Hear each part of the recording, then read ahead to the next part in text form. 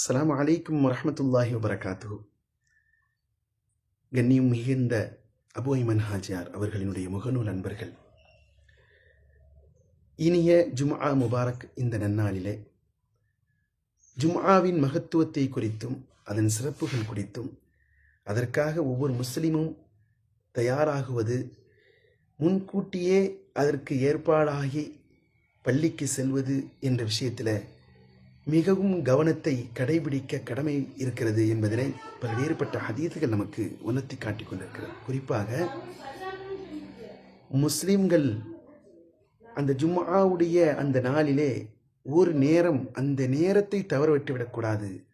அந்த நேரத்தில் அல்லாஹ்விடத்தில் கேட்கப்படக்கூடிய எந்த பிரார்த்தனையும் மறுக்கப்படவே படாது என்ற பொன்மொழிகள், ஹதீதுகள் பெருமானார் ஸல்லல்லாஹு அலைஹி வஸல்லம் அவர்கள் நமக்கு தெளிவுபடுத்தியிருக்கிறார்கள்.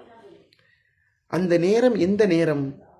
பெருமானார் ஸல்லல்லாஹு அலைஹி வஸல்லம் சொன்ன ஹதீஸ் புகாரி ஷரீஃப், முஸ்லிம் ஷரீஃப் போன்ற பல்வேறுபட்ட ஹதீஸ் கிரந்தங்களில் தெளிவுபடுத்தப்பட்டிருக்கிறது. ஜும்ஆவில் ஒரு நேரம் உண்டு. அந்த நேரம்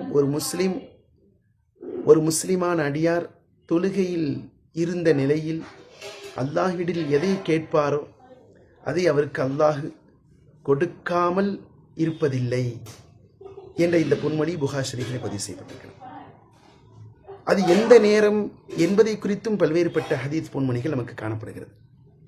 ஜும்ஆவுடைய தொழுகைக்காக வேண்டி முன்கூட்டியே செல்லக்கூடிய முஸ்லிமானவர் அங்கே பள்ளிவாசலிலே அமர்ந்து தொழுத நிலையில் இபாதத்தினுடைய சூழ்நிலையில் இருந்து கொண்டு அல்லாஹ்விடத்தில் கேட்கப்படக்கூடிய பிரார்த்தனை, குறிப்பாக இமாம் ஹுத்பாவிலே மிம்பரில் ஏறி அமர்ந்து ஹுத்பா நிறைவு செய்து தொழுகையை முடிக்கும் நேரம் வரை, அந்த தொழுகையை முடிக்கும் நேரம் வரை துஆ அங்கீகரிக்கப்படக்கூடிய நேரம். எனவே அந்த நேரத்தில் எந்த கவனத்தையும் நாம் சிதற விட்டுவிடாமல் அந்த நேரத்தில் நாம் ஹாதிராகி அதை அடைந்து கொள்ளக்கூடிய விஷயத்தில் நாம் தீவிரம் காட்ட வேண்டும். வல்ல ரஹ்மான் அந்த முழு நன்மையையும் அடையும் பாக்கியத்தை அல்லாஹ் நமக்கு தந்தருள் புரிவானாக.